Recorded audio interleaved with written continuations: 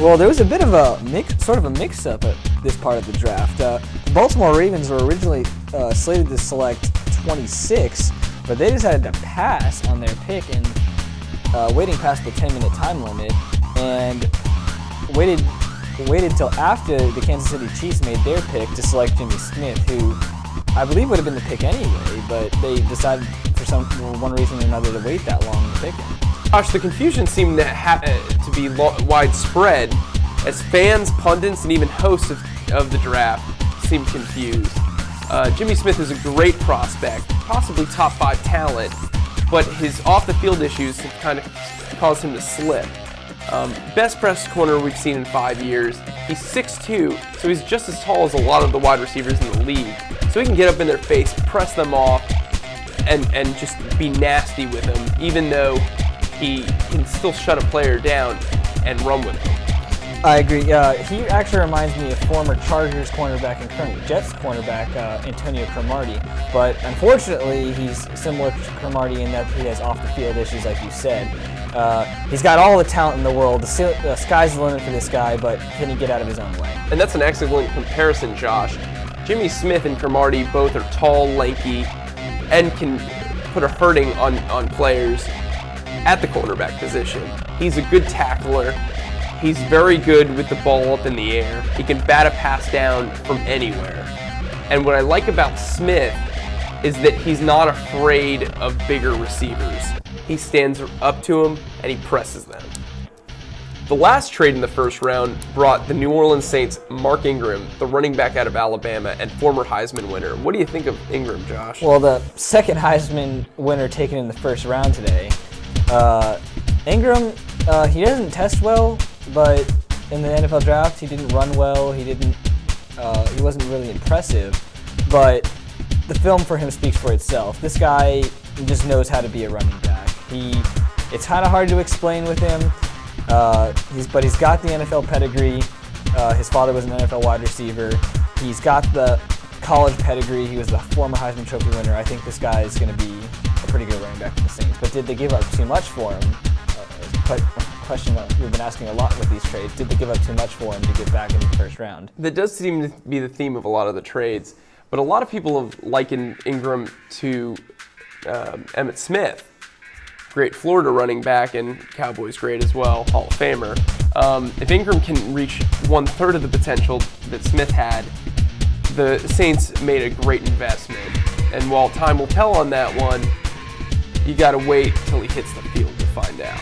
Will they re-sign Reggie Bush? Is Pierre Thomas going to come back? I think they had so many questions at the running back position that the pick itself was a good pick. It'll be interesting to see if one Heisman winner knocks another one out of town. With the 29th pick in the draft, the Chicago Bears selected Gabe Carimi, consensus All-American offensive tackle / guard from Wisconsin. The guy with the big motor and the mean streak that reminds a lot of scouts of John Runyon. What do you think about him, Josh? Well, the Bears needed offensive line help. That's not a question. Like their offensive line, for lack of a better term, was abysmal last year. Jay Cutler was on his back all the time, threw so many interceptions. They needed help on the offensive line, and they got great help and great value in Carimi at this spot in the draft. Offensive line seems to always be an issue with the Bears, but Carimi is the type of guy that you can put in at right guard or right tackle. And with a nickname like the Hammer, you know that Bears fans are going to be craving some awesome blocks from him. Matt Forte is definitely going to benefit from having Gabe Carimi around. And that versatility to play either tackle or guard is going to help them. And it's going to help both him and the Bears in the development of that offensive line. Just seeing that he slipped this far makes him one of the skills of the draft. Well, we see the effects of some of the reaches at the top of the draft with some good value at the end of the first round with Muhammad Wilkerson, the defensive end / defensive tackle out of Temple, going to the Jets at number 30. Mike, I know you are a big fan of this guy. Having seen a few of his games and having seen that he plays the 5 technique so well and is able to rush out of the 5 technique, something that's not common really in college or in the pros, being able to get numerous sacks out of that position. He's able to evade blockers and get to the quarterback, and that's something the Jets are definitely coveting. Kind of reminds me a little bit of Richard Seymour, the current Raiders 5 technique and former Patriots 5 technique. Has that ability and size together. That combination can be deadly for opposing offenses. And what's so great about his size is it makes him versatile. He can play defensive end in the 3-4. He can play D-tackle if the Jets ever decided to fall back to a 4-3. What I like about Wilkerson is that he plays smart and he plays strong, and that's what gets him to the quarterback.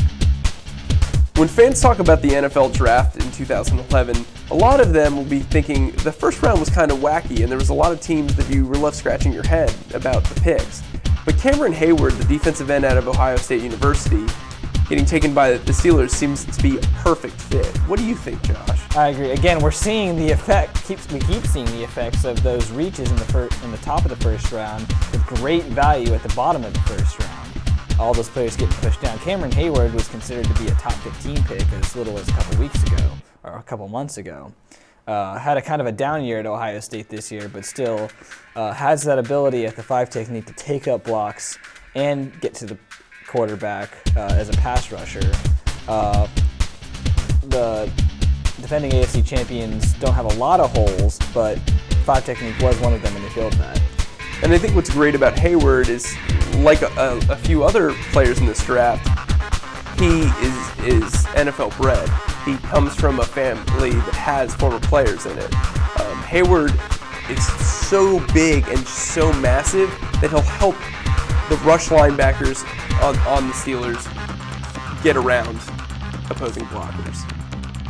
With the last pick in the 2011 NFL Draft's first round, the defending Super Bowl champion Green Bay Packers decided to shore up one of the few spots where they had question marks at. Yeah, and Derek Sherrod is the perfect left tackle for them. He's young, he's athletic, and he plays with a great amount of tenacity. Having selected Brian Bulaga last year, this is just another piece that they can add to the puzzle to protect Aaron Rodgers and keep their winning ways. I agree. The Packers are smart. They know where their future is, and that's with Aaron Rodgers. Potentially could be the best quarterback in the league in a few years. They drafted Brian Bulaga last year. He's going to be their right tackle going forward. Sherrod, I think, could be the left tackle of the future. They've got the bookend tackles with the great quarterback. They're in great shape.